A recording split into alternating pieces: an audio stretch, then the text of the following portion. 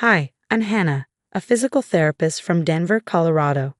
5 years ago, I was chasing my dream of building a thriving physical therapy practice in downtown Denver. The clinic was everything I'd hoped for: busy, successful, and full of meaningful connections with my patients. I'll never forget moments like when little Christopher, a 7-year-old recovering from a car accident, took his first steps after months of therapy. "Miss Harper, look, I can do it by myself now." Christopher beamed as he walked across the room, leaving his crutches behind. "That's incredible, Christopher. You're a superhero in the making," I told him, my heart swelling with pride. It was moments like these that made the long hours worth it. Then, one day, Matthew Anderson walked into my clinic. He was tall, with kind eyes and a smile that could brighten any room. A firefighter, he'd injured his shoulder during a rescue. "I have to admit," he said during our first session, "I'm terrible at following recovery instructions." "Well, Mr. Anderson, lucky for you, I'm even more stubborn than my patients," I teased, and we both laughed. From that moment, something clicked. Our love story unfolded naturally, like spring wildflowers in the Rockies. Within a year, we were planning our wedding. Everything felt perfect until Madison, Matthew's mother, entered the picture. At first, Madison seemed warm and welcoming, but during our engagement party at the Cherry Creek Country Club, I overheard her talking to Matthew's Aunt Olivia. "A physical therapist? Really?" "I always imagined Matthew was someone more accomplished," Madison said with a pointed tone. "Olivia, ever gracious," replied Madison. "She runs a successful practice and helps people heal. What more could you want?" Despite the tension, Matthew and I married in a beautiful ceremony at Red Rocks. A year later, we were blessed with twins, Mia and Ethan. Olivia became my rock, helping me navigate motherhood while balancing my growing practice. But Madison wasn't done testing me. One day, while I was treating Mrs. Johnson, an elderly patient, I got an urgent call from the daycare. Mia had a fever. "Mrs. Johnson, I'm so sorry, but I need to go." "Go, dear," she said kindly. "Your babies need you more than my old bones do." When I arrived, I found Madison already there, holding Mia. I took the liberty of handling the situation, she said, her smile never quite reaching her eyes. After all, a working mother can't always be there. That moment hit me hard. Madison wasn't just questioning me as Matthew's wife. She was challenging my ability to be a mother while pursuing my career. Things escalated from there, like a Colorado wildfire. One morning, while I was helping a veteran adjust to his prosthetic leg, I got several urgent texts. Madison had shown up at Mia and Ethan's school, attempting to change their emergency contact information. "I just figured you're so busy with your little job," she said smugly when I confronted her. "My little job helps people walk again," I replied, keeping my composure. "And I've never missed an emergency call for my children." Later, during a charity event I organized at the clinic to offer free therapy for low-income families, Madison arrived unannounced. The waiting room was full, including Sarah, a single mom saving for her daughter's cerebral palsy treatment. "Really, Hannah? Turning your clinic into a homeless shelter?" Madison sneered. "What will your paying clients think?" Her words stung, but I stood firm. "These are families in need, Madison. Everyone deserves care." That week, 3 regular clients canceled their appointments. Madison had been calling them, suggesting they might catch something from the people I was treating. The final blow came during the twins' 5th birthday party. I planned everything carefully: a superhero theme, games, and decorations. Olivia helped, even creating beautiful memory books filled with photos and stories for each twin. But Madison arrived with extravagant gifts: a massive dollhouse for Mia and an expensive gaming console for Ethan, something I'd explicitly said was too much for his age. "I hope you don't mind," Madison said sweetly. "I know you can't afford such nice things with your charitable work." Her words stung, but what hurt even more was seeing Olivia's thoughtful gifts pushed aside and forgotten. She left the party early, her hurt visible. The next morning, I got an urgent call from Denver Children's Hospital. They needed a physical therapist for a critical case. Jake, a young swimmer paralyzed in a diving accident. Despite everything happening at home, I couldn't say no. Helping Jake reminded me why I loved my profession. His determination was contagious, and during one session, he managed to move his fingers slightly for the first time. "You're a miracle worker," his mother said, tears streaming as she hugged me. That evening, I returned home to a sight that stopped me cold. Madison, standing in the living room, surrounded by scattered photos.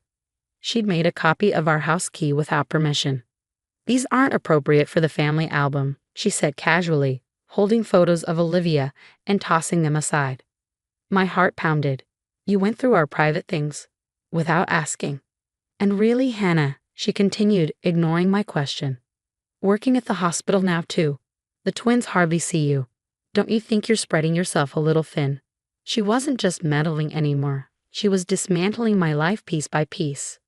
Watching her deliberately tear apart our family memories, something inside me snapped. "This is my home, Madison," I said, my voice firm.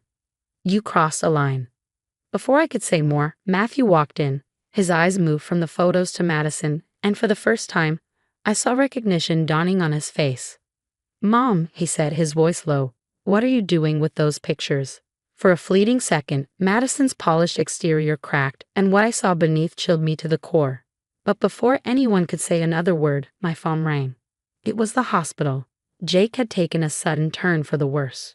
Grabbing my keys, I left behind the smoldering argument, knowing my patient needed me more than anything right now. The drive to the hospital was a blur. My mind raced with everything Madison had done, but I forced myself to focus. When I arrived, I found Jake gasping for breath, his monitor blaring in distress. "The spasm started suddenly," a nurse explained. "We can't get him stabilized." Years of experience kicked in, recognizing the signs of autonomic dysreflexia, a life-threatening complication in spinal cord injuries. I worked quickly to reposition Jake and adjust his treatment. Slowly, his vitals stabilized. "You saved my boy's life," his mother whispered, hugging me tightly. By the time I returned home, it was late. The house was quiet, the twins asleep upstairs. I found Matthew sitting in the darkened living room, staring into the distance. "I talked to Nancy today," he said quietly. Nancy was his cousin from Seattle. Someone Madison had distanced him from years ago. She told me some things about Mom's past. Matthew's voice trembled as he recounted what Nancy had shared. Madison had driven away his first stepfather by spreading malicious rumors, then manipulated Matthew's father into severing ties with his family. Each time, she played the victim while systematically isolating everyone around her. "She's doing it again, isn't she?" he asked, his voice breaking. Before I could answer, my phone buzzed. It was Olivia. She was crying. "Hannah, you need to see this," she said, her voice shaking. Olivia had discovered something shocking: emails on Madison's forgotten tablet. They were messages to my clients, canceling appointments under false pretenses. There were emails to the school board questioning my parenting and even letters to Child Protective Services, making baseless claims about Olivia's mental health. The next morning, I arrived at my clinic to find chaos. Reporters crowded the entrance. Madison had contacted the local news, claiming my charity work was putting my regular patients at risk. "Miss Harper," one reporter called out, a microphone thrust toward me, "is it true you're endangering patients by mixing populations?" Just as the reporters pressed in, Jake's mother stepped forward, her voice steady but filled with emotion. "That woman saved my son's life last night. She's the most dedicated therapist we've ever known." Her words silenced the crowd momentarily, but then others joined in. Sarah, the single mom, spoke with tears in her eyes. "Hannah gave my daughter hope when we had none. She taught her to walk again, something I thought I'd never see." Mr. Rodriguez, the veteran I'd worked with, stepped forward and demonstrated his new walking skills with his prosthetic leg. "Because of Hannah, I can stand tall again." But the biggest surprise came when Mia's teacher arrived, holding an envelope. "Mrs. Anderson," she said, her voice urgent, "you need to see this." Inside was security footage from the twins' school. The video showed Madison trying to pick up Mia and Ethan without authorization, whispering to them that I didn't want them anymore. Matthew watched the video in stunned silence, his face turning pale. "I've been so blind," he whispered. Before we could process it all, we heard sirens wailing. Someone had called in a false emergency at Olivia's house, claiming she was a danger to herself and others. We rushed over, only to find Olivia shaken but unharmed, explaining the situation to the police. Standing there, watching the fallout from Madison's schemes, I realized this wasn't just about family drama anymore. Her actions were escalating and putting lives in danger. But Madison wasn't done yet. She played her final, desperate card, filing for emergency custody of the twins, accusing me of neglecting them because of my work. The courtroom at the Denver Justice Center was packed on the day of the hearing. Jake arrived with his family, Sarah brought her daughter proudly wobbling on her new walker, and dozens of patients and colleagues filled the gallery. "My wife has done nothing but care for our children and this community," Matthew began, but he was interrupted by an unexpected arrival. Nancy, his cousin from Seattle, stepped forward holding a thick folder. "Your Honor," she said, "I have evidence." She laid out Madison's history, years of systematically isolating and destroying families across 3 states. One by one, other victims came forward.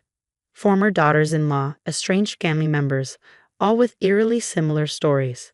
Then came the financial records. Madison had been quietly siphoning funds from Matthew's trusts, set up by his late father, for years. The judge's expression grew stern as she reviewed the evidence. "Mrs. Anderson," she said, "these are serious allegations." Suddenly, Mia's small voice rang out in the courtroom. "Grandma told us Mommy didn't love us anymore. But that's not true. Mommy helps people walk again. Like she helped me when I fell off my bike." Ethan chimed in, his little voice defiant. "And she reads us stories every night, even when she's tired from helping people." Matthew stood then, his voice breaking. "Your Honor, I've been wrong. My mother needs help. My wife is an incredible mother, a remarkable professional, and the love of my life." The judge's ruling was swift. Madison was ordered to stay away from us, pending a criminal investigation for financial fraud and false reporting. In the months that followed, life began to heal. My clinic expanded, opening a new wing dedicated to low-income patients, funded by community donations. Jake started volunteering, inspiring others with his resilience. And at home, Matthew and I focus on rebuilding, through counseling, honesty, and putting our children's happiness first. So, what would you do if someone tried to destroy your career while pretending to care about your family? Would you stand strong like I did, or would you handle it differently? Share your thoughts below. I'd love to hear your perspective.